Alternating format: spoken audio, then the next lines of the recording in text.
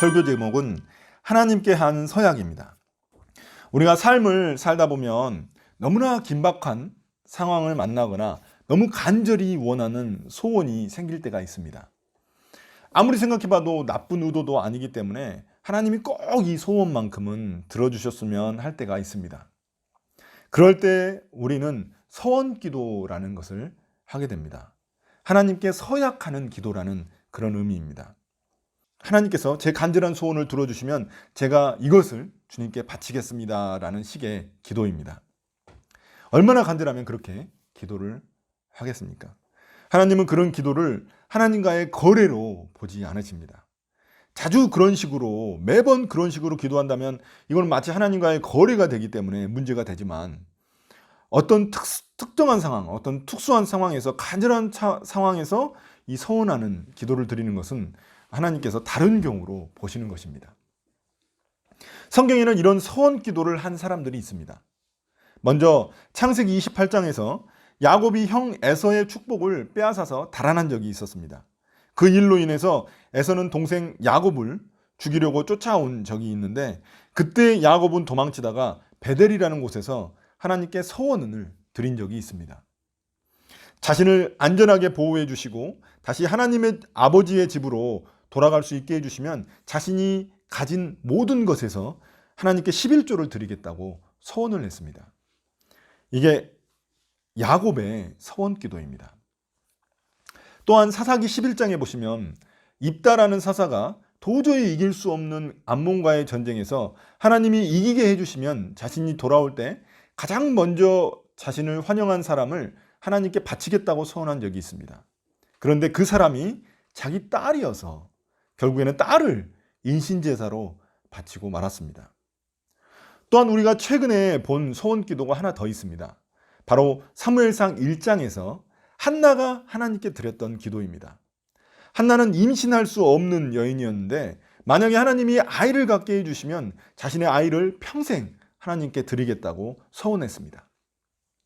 그 후 하나님이 주신 아이가 바로 위대한 하나님의 사람 사무엘입니다. 이 서원 때문에 사무엘은 하나님의 성소에서 평생 동안 하나님을 섬기는 제사장이 되었습니다. 이처럼 간절한 소원 때문에 또는 하나님의 은혜에 너무나 감격해서 감사해서 하나님께 무엇인가를 바치겠다고 서원하는 경우가 우리에게 있습니다. 우리가 살다 보면 이런 서원 기도를 반드시 드릴 때가 여러분 있을 것입니다. 그때 우리는 서원을 어떻게 지켜야 하는지 그런 깨닫는 시간이 오늘 말씀을 통해 그런 것을 깨닫는 시간이 되기를 바랍니다. 자, 먼저 27장은 레위기 마지막 장입니다. 이 마지막 장에 왜 하필 서원에 대한 말씀이 들어가 있을까요? 26장에서는 하나님의 말씀, 레위기에서 하셨던 그 하나님의 말씀을 지킬 때 우리에게 주시는 축복과 그것을 지키지 않고 불순종했을 때 우리에게 주어지는 저주와 심판에 대한 말씀이 있었습니다.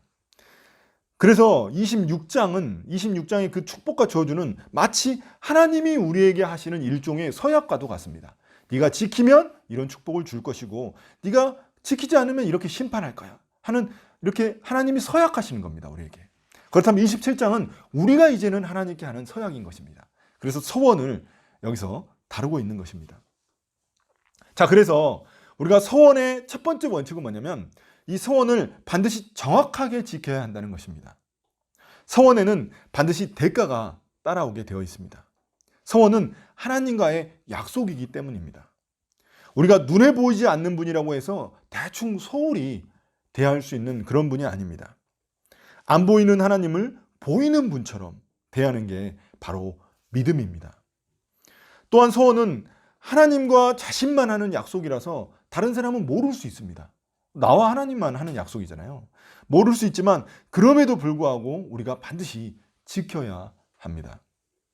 하나님과 한 약속이기에 사람과 한 약속보다 더 철저하게 지켜야 하는 것입니다. 먼저 하나님께 사람을 바치기로 서원한 경우를 알아보도록 하겠습니다. 사람을 바친다고 해가지고 이방 종교처럼 직접 죽이거나 불에 태워서 제사 드리는 거, 그거를 말하는 건 아닙니다. 인신제사는 성경에서 철저히 금지하고 있습니다. 앞서 사사 입다가 딸을 인신제사로 바친 것은 그가 서원을 잘못 알고 있었기 때문입니다. 그게 아마 이 사사기의 영적 어둠을 잘 대변하고 있는 것 같습니다. 그런 케이스를 보여준 거죠. 입다의 그 인신제사를 통해서 사사 시대가 얼마나 영적으로 암흑기에 있었는지를 우리에게 보여주는 사례일 뿐입니다. 그래서 사람을 바친다고 할 경우에는 사람의 값어치만큼 돈을 대신 바치는 겁니다. 예를 들어서 하나님, 저는 이제 목회자니까 다르다면, 예를 들면 제 아내를 주님께 바치겠습니다. 그러면은 돈을 대신 바치는 거죠. 아내를 대신 바치는 것이 아니라. 그래서 바치려는 사람마다 일정한 금액이 정해져 있었습니다. 자, 그걸 3절에서 8절에서 다루고 있습니다. 성원을 반드시 지키되 정확하게 지켜야 한다고 이 금액을 정해놓은 것입니다. 자, 20살부터 60세까지의 남자를 바칠 때는 은 50세겔. 그러니까 저는 50세겔이에요. 여자를 바칠 때는 은 30세겔입니다. 또 5세부터 20세까지는 남자아이가 20세겔, 남자가 20세겔이고 여자는 10세겔입니다. 또 1개월 아이에서부터 5세 아이까지 바칠 때는 남자가 5세겔, 여자가 3세겔입니다. 그리고 60세 이상의 노인을 바칠 경우에는 남자가 15세겔, 여자가 10세겔입니다. 그리고 나서 이제 마지막으로 가난한 사람이 서원한 경우가 있을 수 있잖아요. 가난한 사람. 이건 좀 다릅니다. 돈이 없는데 이렇게 50세겔 바치겠습니다. 누구를 바치겠습니다. 어떤 사람을 바치겠습니다. 이렇게 할 경우에 돈이 없잖아요. 그래서 가난한 사람은 좀 다른 겁니다. 가난한 사람은 서원한 것을 지킬 수 없는 경우가 이제 발생하는 있는 겁니다. 그런 경우가 있을 때, 그럴 경우에는 제사장이 그 사람의 사정에 맞게끔 그 값을 정해줍니다. 그러니까 너무 돈이 없으면 1세겔만 내라, 이런 식으로 해주는 거죠. 하나님은 어떤 경우에도 가난한 자, 소외된 자와 같은 사회적 약자들을 배려하십니다. 아무리 가난해도 서원을 드릴 수 있도록 이렇게 만들어 주신 것입니다. 당시 1세겔이 노동자 한 달치 월급입니다. 노동자 한 달치 월급. 그러니까 만약에 저 같은 경우에는 50세겔이잖아요. 50세겔이니까 이건 4년이 넘는 연봉이거든요. 그러니까 꽤 큰 금액입니다. 큰 금액인데 그 돈을 내야 된다는 겁니다. 그러니까 사람을 바친다고 하나님께 서약한 경우에는 금전적으로 큰 대가를 치르게 되어 있습니다. 여기서는 남자, 여자, 아이, 청년, 노인에 따라서 값이 차이가 납니다. 이거는 무슨 사람의 값어치를 따지는 것이 아니라 무엇의 값어치를 따지냐면 노동력의 값어치를 따지는 겁니다.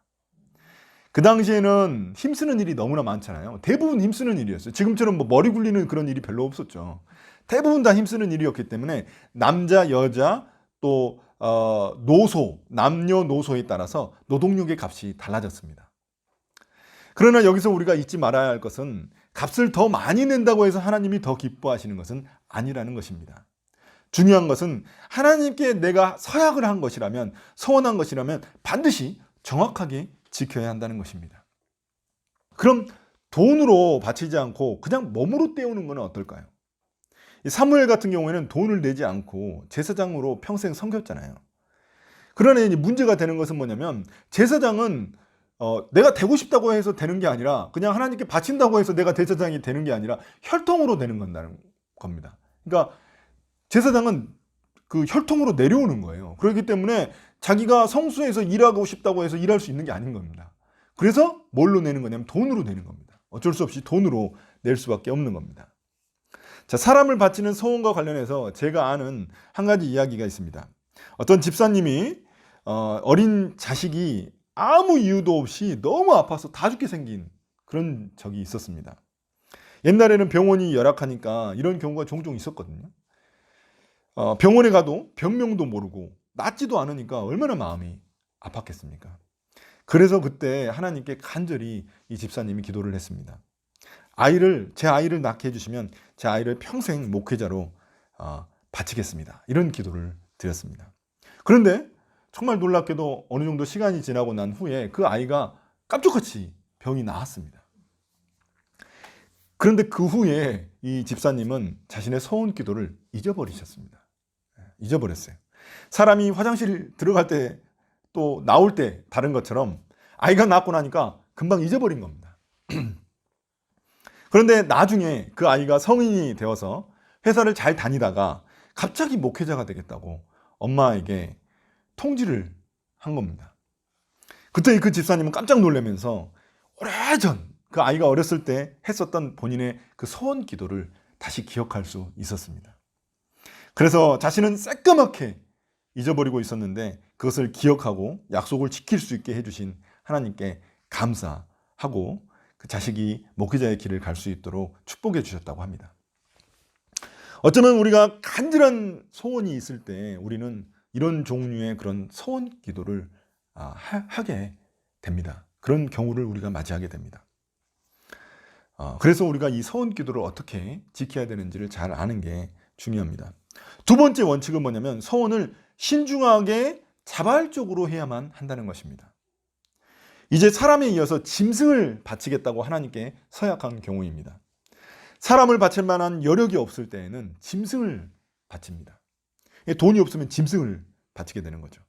그만큼 부자든 가난한 사람이든 누구든지 소원을 할 수 있게 만들어 놓으셨습니다. 물론 짐승은 당시에도 귀한 재산이었습니다. 농사도 돕고 제사도 쓰이는 그런 것이기 때문에 재산 목록 1호가 이렇게 짐승이었습니다. 그렇게 소중한 짐승을 하나님께 바칠 때에는 가장 좋은 것을 바쳤습니다. 그리고 만약 특정한 짐승을 바치기로 했다면 그것을 반드시 바쳐야만 했습니다. 예를 들어 소를 바치기로 서약하고선 나중에 이제 마음이 바뀐 거예요. 아까워가지고 양으로 바치면 안 되는 겁니다. 그걸 바꾸면 안 되는 거예요. 심지어 양을 바치기로 해놓고는 자기 마음이 이제 더 감동이 돼서 하나님께 더 좋은 소를 바치겠습니다. 이렇게 해도 안 되는 거예요. 양을 바치기로 했으면 양을 바쳐야 되고 소를 바치기로 했으면 소를 바쳐야 되는 겁니다. 만약에 그걸 바꾸고 싶다. 그러면 둘 다 바쳐야 돼요. 양과 소 둘 다 바쳐야 됩니다. 왜냐하면 하나님께 서약한 것은 서약한 그때부터 내 소유가 아니라 하나님의 소유가 되는 겁니다. 거룩한 것이 돼버려서 하나님의 소유가 되는 겁니다. 그래서 임의대로 내가 뭔가를 바꿀 수가 없는 겁니다. 그래서 둘 다 바치게 되는 거죠. 그렇기 때문에 처음부터 서원을 할 때 신중하게 해야 하는 것입니다. 그렇게 신중하게 결정을 해야 하는 것입니다. 또한 짐승이 부정한 것과 접촉해서 부정해지는 경우가 발생할 수 있습니다. 부정한 것은 하나님께 바칠 수가 없잖아요. 그러니까 그런 경우에는 제사장이 직접 그 짐승을 보고 이제 판단을 해주는 겁니다. 그리고 나서 그 짐승의 가격을 돈으로 낼 수 있도록 해주는 겁니다. 왜냐하면 부정한 짐승은 바칠 수 없기 때문에 돈으로 내시오 이렇게 이야기를 하는 것입니다. 그래서 제사장은 어느 누구나 이 서원을 지킬 수 있도록 도와주는 역할, 이런 역할을 제사장이 한 것입니다. 만약 그 짐승을 이제 부정한 짐승이어가지고 물고 싶잖아요. 이거 하나님께 바칠 수 없으니까 물으려면은 어떻게 해야 되냐면, 그러니까 20%를 더해서 돈을 더 내야 되겠습니다. 그러니까 제사장이 그 짐승값을 얼마로 정하잖아요. 그러면 거기에다가 20%를 더 더해가지고 그 짐승값을 다시 지불해야만 했습니다. 그러니까 짐승을 서원했으면 이 짐승을 하나님께 바치기로 서원했으면 자기가 잘 간수를 해야죠. 부정한 것과 접촉하게 만들어가지고 20% 더 내느니 잘 간수해야 되는 그런 관리 책임도 있었던 겁니다. 그래서 하나님께 서원하는 경우는 함부로 해서도 안 되고 함부로 바꿔서도 안 됩니다. 처음부터 매우 신중하게 자발적으로 이 서원을 해야만 하는 것입니다. 그런데 이 한국 교회에는 서원을 강제로 시키는 목회자들이 꽤 많이 있습니다. 건축원금 작정을 강제로 시킨다거나 또 선교사 지원을 강제로 시키는 경우가 종종 있습니다. 예배 때 이런 작정을 시키기 때문에 예배 분위기에 도취돼가지고 얼떨결에 서원을 하는 경우가 있다는 것입니다. 어떤 선교사님은 청년들 마음을 한껏 고치시켜 놓고 그리고 나서 이 선교사 서원을 강제로 시킵니다. 그러면 옆 청년이 마음에 감동이 돼서 그냥 자기도 모르는 사이에 일어나 버려요. 그러면 옆에 있는 청년도 나도 일어나야 되나? 이 분위기 보고 다 일어나는데 나도 일어난다고 일어나요. 그래가지고 한 30명, 40명이 막 우르르 막 일어나거든요. 그런 경우가 있습니다. 그게 이제 문제가 됩니다. 왜냐하면 이 친구들이 나중에 커가지고 자기 일이 잘 안 풀리잖아요. 그러면 그게 이제 기억나는 거예요. 그때 내가 일어났지. 하나님께 서원했는데 이걸 안 지켜가지고 하나님이 나의 일이 지금 안 풀리게 하나? 내가 저주를 받고 있나? 이런 생각을 한다는 겁니다. 그래가지고는 평생 그 죄책감을 어깨에다가 그 죄책감이라는 짐을 짊어지고 살아가게 된다는 것입니다. 이런 식으로 서원을 하게 만드는 것은 목회자들의 매우 잘못된 행동입니다. 서원은 누가 시켜서 하는 게 아니고 자발적으로 그리고 신중하게 해야 하는 그런 하나님과의 약속이자 서약이기 때문입니다. 이게 두 번째 원칙입니다. 그럼 세 번째 원칙은 뭘까요? 세 번째는 소원을 힘껏 기쁘게 해야 한다는 것입니다. 앞의 경우가 사람이나 짐승 같은 동산, 움직이는 재산을 동산이라고 하죠. 동산과 관련된 것이라면 이제 부동산과 관련된 것입니다. 세 번째 경우는 자기 집을 하나님께 바치는 경우입니다. 여러분 이거는 뭐 우리가 보기가 힘들잖아요. 집을 바친다는 게. 근데 영국에 가면 할아버지 할머니들이 대부분 작은 교회들에 참 많습니다. 가보면은 할아버지 할머니들밖에 없는 경우가 되게 많아요. 그런데 그 작은 교회가 집을 개인 소유의 그 집을 되게 많이 소유하고 있는 경우가 꽤 많이 있습니다. 그걸 볼 수 있는데 그 이유는 뭐냐면 할아버지 할머니들이 자신의 집을 교회에 헌물하는 경우가 꽤 많이 있습니다. 영국은 자식이 부모님을 모시고 사는 경우가 매우 드뭅니다. 이게 동양적인 문화에서 많이 있는 경우거든요. 그래서 할아버지 할머니들이 홀로 사시는 경우가 많은데 그때 자기가 죽고 나면은 그 집을 자식에게 물려주지 않고 교회에 헌물을 하게 되는 겁니다. 그래서 교회는 되게 작아요. 할아버지 할머니들밖에 없는데 교회가 부자예요. 왜냐하면 집을 많이 갖고 있어요. 뭐 이런 경우가 꽤 있습니다. 자, 오늘 말씀에서도 그 집의 값어치를 제사장이 매깁니다. 집에 가봐가지고 이 집이 얼마인지 그 감정평가서처럼 이 제사장이 그 가격을 매기는 거예요. 집을 이제 바칠 경우에 왜 값을 매기게 되냐면 집을 바치면 그냥 집을 바치는 거잖아요. 그런데 그 값을 왜 매기냐면 그 집을 무르는 경우가 생기는 겁니다. 그 경우가 발생할 수 있기 때문에 그 집의 값어치를 정하는 겁니다. 그러니까 집을 자기가 바치겠다고 서원한 후에 그 집을 다시 무르는 경우가 있었다는 것입니다. 그런 방법도 하나님이 말씀하셨습니다. 집을 무를 경우에는 제사장이 매긴 값에서 20%를 더해가지고 내야만 했습니다. 그러니까 자기가 하나님 진짜 마음에 감동이 돼서 하나님께 서원을 했어요. 제 집을 제가 뭐 작은 집이지만 주님께 바치겠습니다 해놓고 이제 나중에 안 되겠어요. 집을 바치기가 싫어요. 그럴 때는 20%를 더 매겨가지고 그 제사장이 매긴 값에 20%를 더해가지고 내야만 하는 겁니다. 그러니까 함부로 이렇게 말할 수 있겠습니까? 말 못하죠. 그러니까 하나님은 환불 규정에다가 원금 플러스 페널티 요금까지 매겨가지고 이렇게 서원을 반드시 지키게끔 하셨다는 겁니다. 하나님은 우리가 간절히 바라던 소원이 이루어지고 나면 우리의 마음이 간사해질 수 있다는 것을 간파하신 겁니다. 앞서 본 것처럼 가축도 나중에 더 안 좋은 것으로 바꿔서 낼 수 있고 또 집도 바친다고 했다가 무르고 싶은 마음이 생길 수 있다는 겁니다. 자, 그래서 그런 마음이 생길 수 있다는 것을 주님은 알고 계신 것입니다. 그래서 그것을 돌이킬 수 있는 방법도 알려주셨습니다. 그러나 더 값비싼 대가를 치르도록 하신 것이죠. 대체로 우리의 마음이 간사해지는 경우는 우리가 서운한 경우와 그것을 이행하는 그 시간적 간격이 클 때입니다. 서원을 했어. 근데 시간이 많이 흘렀어요. 그럼 마음이 이제 느슨해지죠. 그때는 이제 너무 간절해가지고 그렇게 말씀을 드렸지만 시간이 지나고 나면은 이제 그 서원한 것이 이루어졌을 때, 자신의 기도가 이루어졌을 때 이제 마음이 느슨해져요. 이제 그런 경우가 있습니다. 그래서 서원은 뜸들이지 않고 빠르게 지키는 것이 매우 중요합니다. 마음이 흔들리기 전에 자신이 서원한 것을 주님께 지켜야만 하는 것입니다. 예전에 이제 제 아내가 있지만 아내가 콩쿨 나가면 하나님께 그 콩쿨 상금의 절반을 드린다고 서원한 일이 있었습니다. 하나님과 자신이 동업한다는 그런 의미였던 거죠. 그리고 정말로 아내가 국내 콩쿨에서 상을 받을 때마다 상금을 절반씩 하나님께 드렸습니다. 그런데 시간이 지날수록 미묘하게 마음의 변화가 이제 생기기 시작한 거죠. 이제 그래서 아내가 갑자기 그 서운한 것을 제게 물어본 적이 있었습니다. 내가 서운을 했으니까 계속 지켜야 되겠지? 이렇게 물어본 겁니다.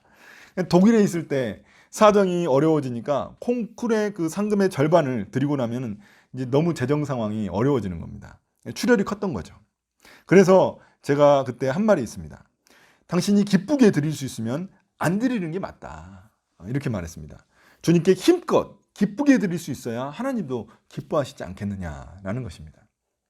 하나님이 그 아내의 상금 절반이 탐나시겠습니까? 이 세상 모든 것을 소유하고 계신 분이 하나님이신데 무엇달로 그거를 무엇 때문에 그것을 탐내시겠습니까?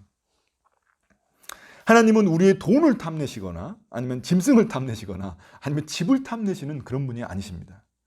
하나님은 이것들을 통해 자신을 대하는 그 사람들의 마음과 태도를 보시는 것입니다.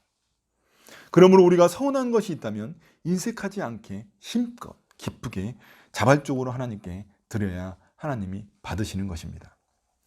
여러분, 오늘 말씀을 이제 마무리하도록 하겠습니다. 우리가 살다 보면 정말 간절히 원하는 소원이 발생할 때가 있습니다. 반드시 있습니다. 그럴 때 우리는 서원 기도라는 것을 드릴 수 있습니다.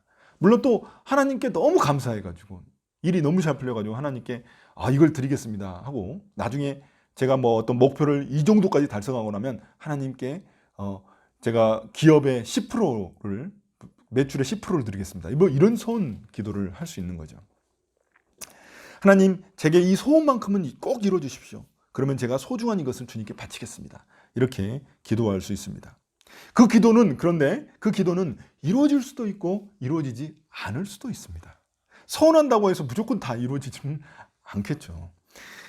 간절한 마음이 부족해서 내 서원이 이루어지지 않았나? 이런 생각이 들 수도 있고, 서운한 것이 자기가 서운하고 이제 바친다고 한 것이 너무 작아서 하나님이 마음에 안 들어서 나의 기도에 응답해 주지 않으셨나? 이런 생각이 들 수도 있습니다. 그렇지만 그렇지 않습니다. 서원은 내가 진짜 간절히 바라는 마음에서 나에게 소중한 것을 바치려고 하는 것이기 때문에 하나님이 모두 다 기뻐하십니다. 내 정성이 부족해서도 아닙니다. 다만 우리를 향하신 하나님의 더 큰 뜻이 있어서 하나님이 그렇게 하신 것일 뿐입니다. 그러나 만약 나의 소원이 이루어졌다면 그때는 마음을 다해서 반드시 그것을 지켜야 한다는 것입니다. 하나님이 관심을 두시는 것은 그 재물의 양이나 그 재물의 가치가 아니라 우리의 마음과 태도입니다. 우리가 하나님을 얼마나 경외하고 있는지 우리의 태도에서, 우리의 행동에서 드러나기 때문입니다.